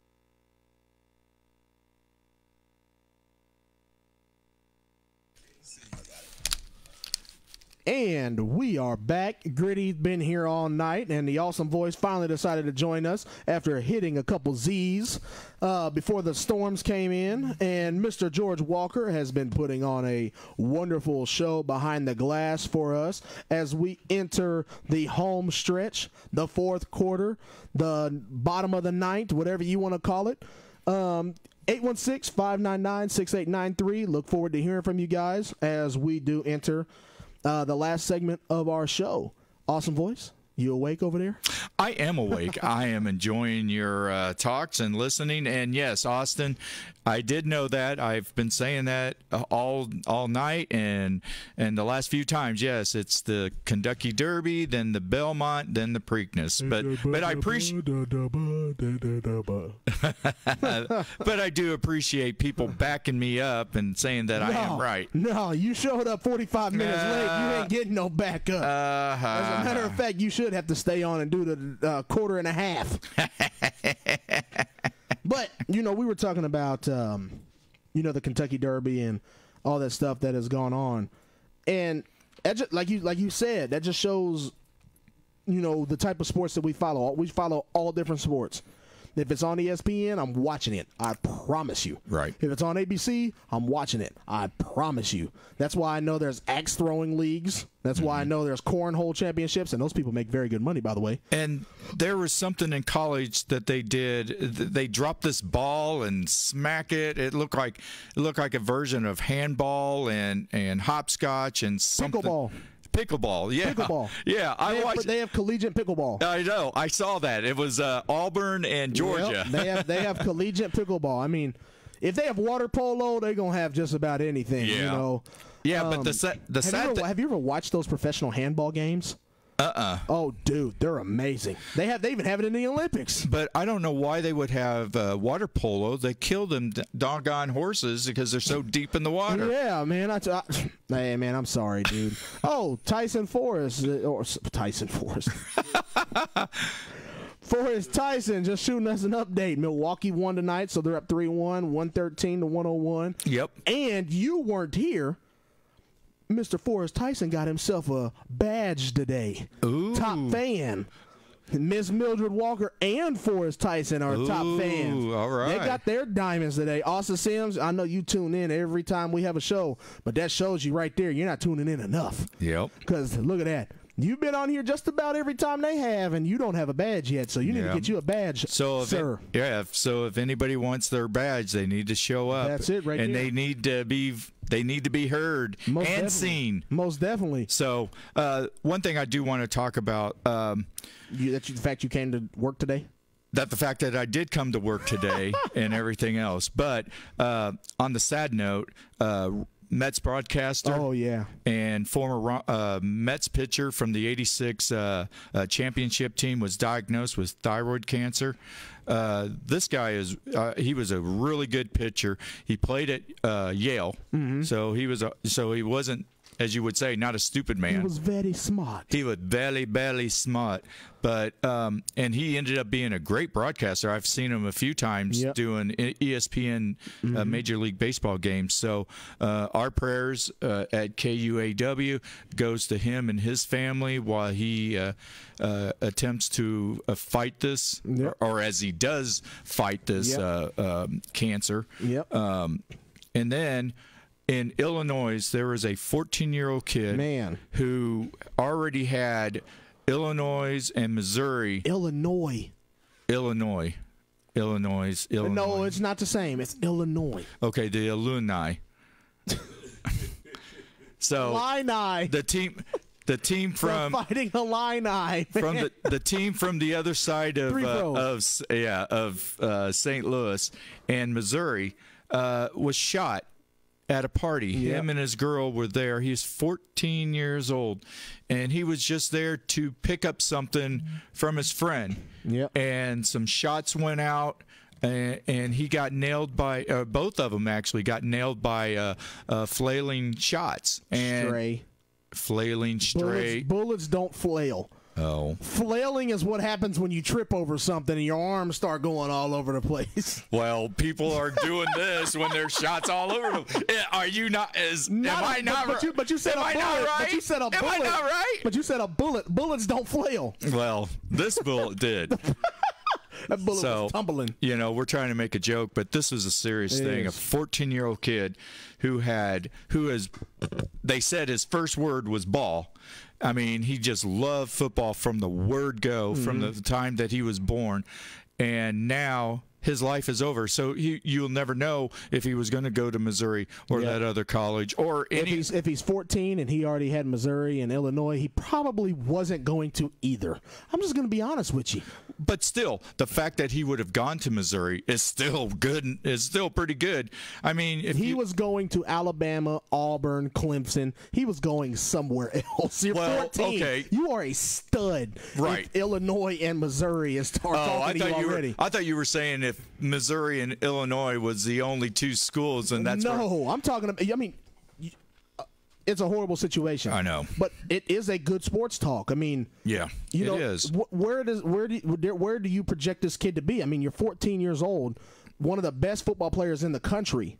Right. You know, under the collegiate age, I should say. Right. He's an 8th grader. Yeah. He still has 4 years of high school to go. And you had Illinois and Missouri. Yeah. Already. SEC and who is Illinois with?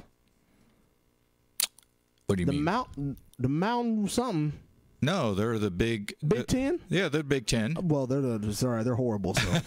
So. But you have an SEC team at your door, right? Okay.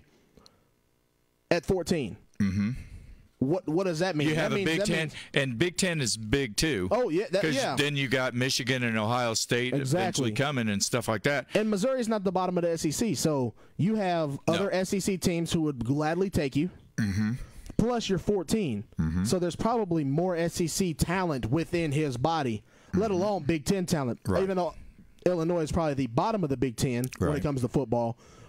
But in the same note, the same breath, what would happen in the SEC would have happened in the Big Ten.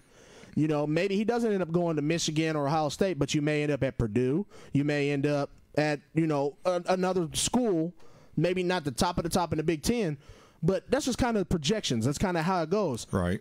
SEC, you have kind of the lower middle of the pack with Mizzou. Right. And then all you do is grow. All you do is get better from that point on. Right, but he may have wanted to stay closer to home, so he may have just done these two schools. True. I mean, look at Alex Burks.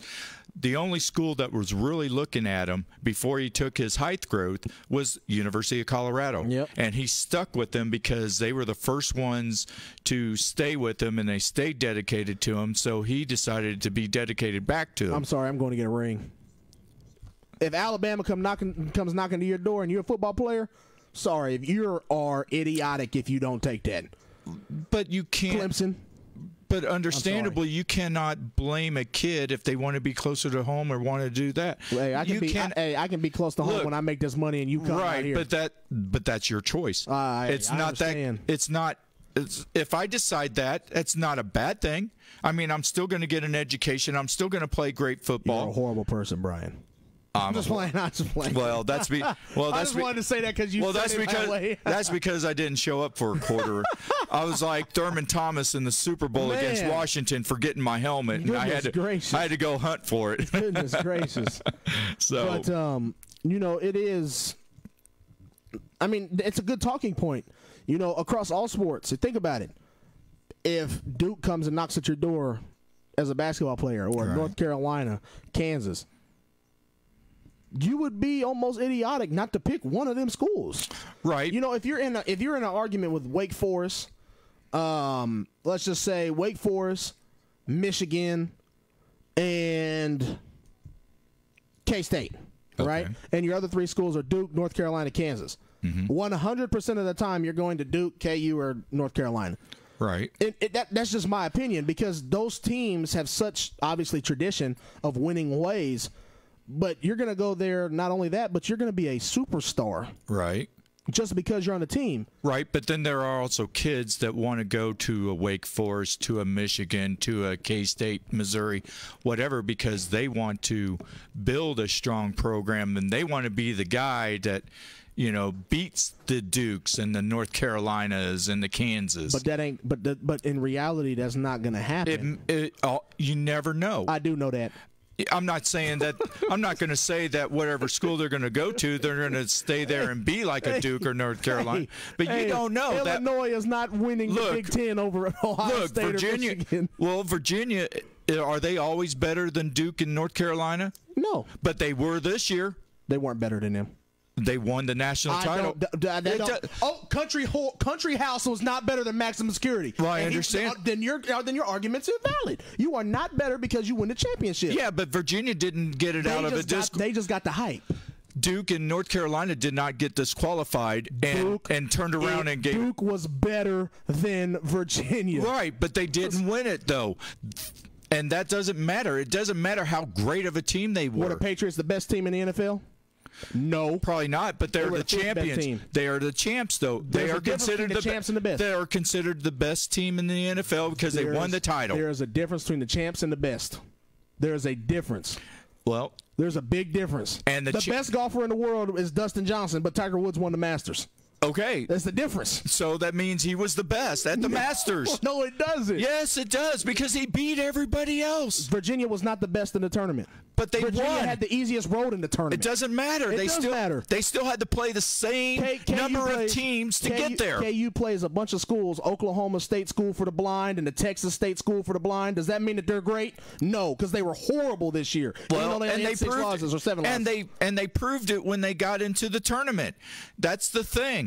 The tournament, you don't have to be the greatest like That's Duke, what I'm saying. But you were the best. You were not the best. You were the best because Virginia didn't play the Auburn bracket. They didn't play the Duke bracket, and they sure as heck didn't play the Michigan bracket. So did Zion lift up the trophy and say, we are number one? Nobody said that. Exactly. Nobody was Virginia. Said that. These same losers at Virginia last year, horrible losers. Okay, but they turned it around and won it this year.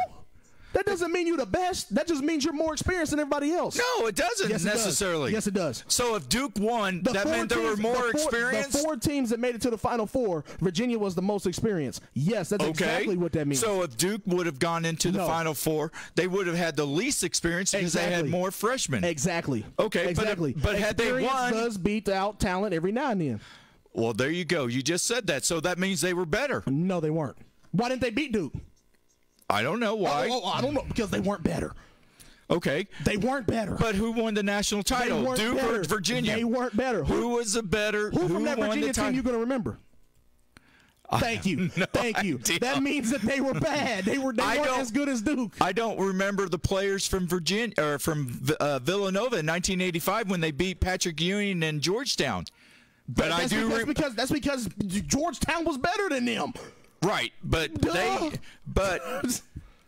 Villanova shot 85.7% of their field goals to win it. So let me ask you this: last year, when Kansas lost in the tournament to, was it Villanova?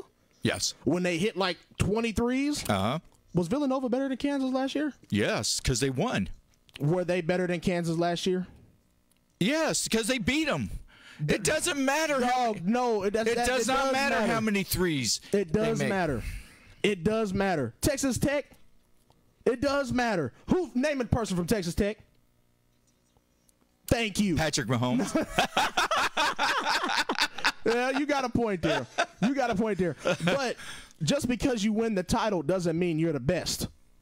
True, but you are the best. Just like Grandview, if they would have lost to St. Mary's, that doesn't mean they were the best team. They were the hottest team. That doesn't mean you're the best. We've talked about this many times on the show. But winning state would have meant they were the best. No, it wouldn't have. False.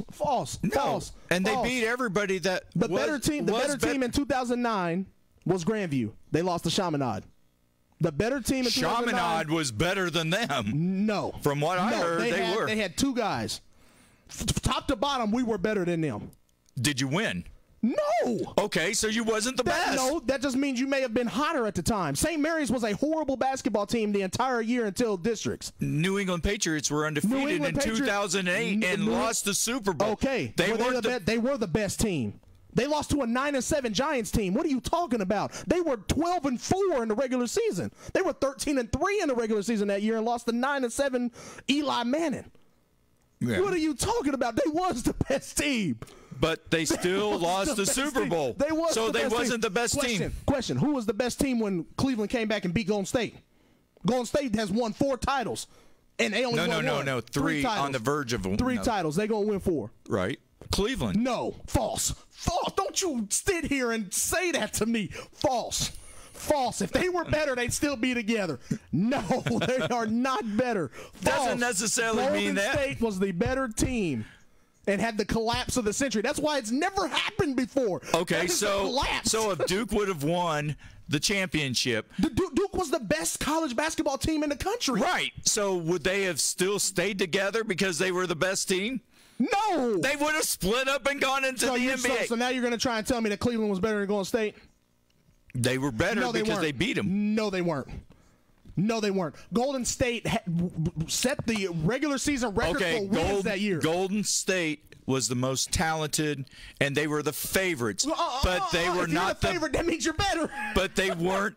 But they didn't win, so they weren't the best. You're the favorite. No, if they win, then they're the best. So why did that exact same Cleveland team get beat 4-1 the next year? If they was better, that's because Golden State was better. It was the exact same team. Exactly. So they won the championship. They were better. I can't even say spanked. They were spanked. They were spanked the next year because that team stayed together and they thought, "Oh, we're so good." Smacked in the mouth. Mm-hmm. The best team does not always win. The best team does not always win. Right.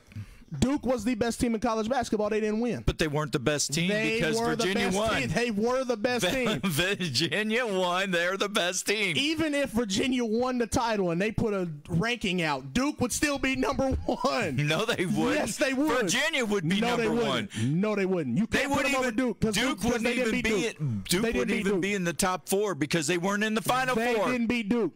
No team in the Final Four beat Duke except for North Carolina. Okay. The only team that you can put over Duke is North Carolina, maybe, and that's because they beat him they lost to him without Zion Williamson. Okay, but Zion Williamson was the best team in college basketball. How about that?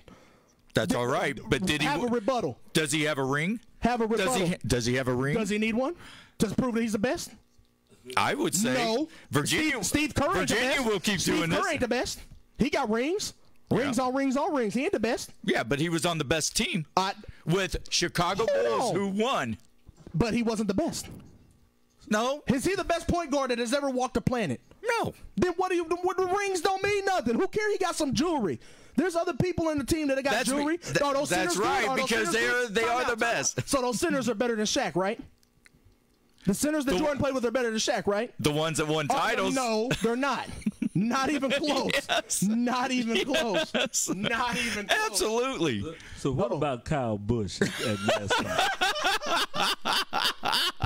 Hey, man. Now, he might be considered the best of the era. Oh, now listen to this. No. No. The best race car did not win today. The best race car did not win today. And I watched the first part of it. I didn't watch the last part. The first part of it, who was leading? Chase Elliott. He had the best car all weekend long. Right. And he didn't win today. Wasn't Truex? You doggone right Truex won today. Y'all was just getting to that point. Thank you for bringing it up. Number 19 and 19. Right. So he wasn't the best car, but he ended up the best by winning. No, he didn't end up the best. Am I not right? No, that's false. That's false. Truex said it. I didn't have the best car today. You're just player hating me. No, I did not have the best car today. A direct quote from Martin Truex Jr. I did not have the best car today. When he won Richmond 2 weeks ago, I did not have the best car today. Okay, Villanova didn't have the best team, but they beat Georgetown. Doesn't matter. So hold on. No, say that again.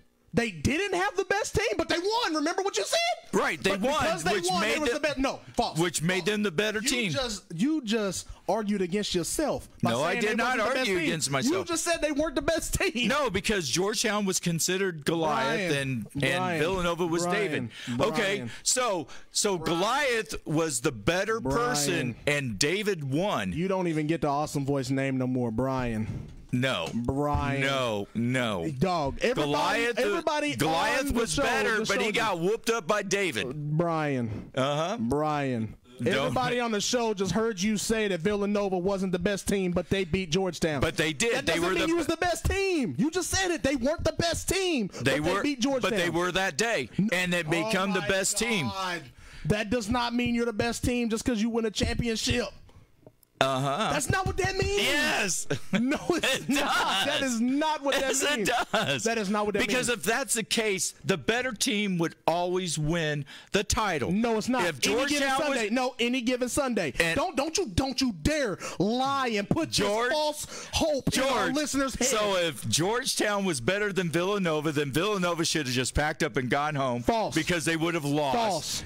But instead, they turned around and beat the Giants. False. They beat the best team in the country. That does not make you the best just because you beat somebody one time. You're the best. You beat them one time. You beat them when it mattered the most. Season? You beat them when it mattered most. That don't mean anything. That's right. So you're telling me the Giants, the 9-7 Giants who got into the wild card was better than the 18-0 Patriots? Isn't the runner-up the first losers? They are. Exactly. They are. So does that mean the so-called the best teams are the first losers? Let me ask you this. Who's the second best NFL team in the history of the NFL? I have no clue. The 17-1 New England Patriots. Shall I continue? Not the Giants who beat them. The team who was 17-0 going into the Super Bowl. Right. That does not mean that you were better than them. The second best team in NFL history is the New England Patriots who lost in the Super Bowl. And the New York Giants beat them. Sorry, I'm going Stephen A. Smith. This is preposterous. This is preposterous. Eli Manning become famous winning 2 Super Bowls because of New England Patriots. He's not even going to get into the Hall of Fame. Yes, he will because of the New England Patriots. Trent Dilfer has a Super Bowl ring. But he didn't even cause that. Trent Dilfer has a Super Bowl ring. I know that. No. I know that. Don't you do this. Do not. Yes. Do not disrespect our listeners. Do not disrespect our listeners. The second best team in NFL history was the New England Patriots, and they were 17-0 going into the Super Bowl and lost to a 9-7 team. That's right. You don't even hear about that 9-7 team no more. Oh, yeah, you do. You hear about the Giants. You hear about the catch. You hear about them beating the New England Patriots. No, you don't. You hear Eli Manning's. What do you hear in that game? What do you hear in that game? That Giants. What do you hear in that game? That the Giants dominate the New England Patriots. I'm sorry, guys. He is a liar. Do not listen. Not a liar. Do not I'm listen not a to liar. this man. You are not a liar.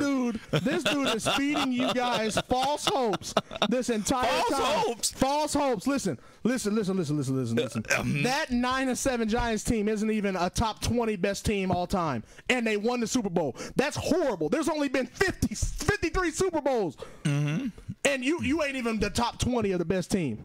You ain't even in the top 20. You might not even be the top 50 team of all time. Did you hear? The train is off the rails.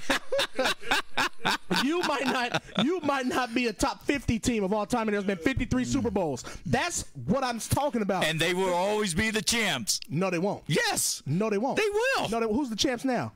Who got 6 rings?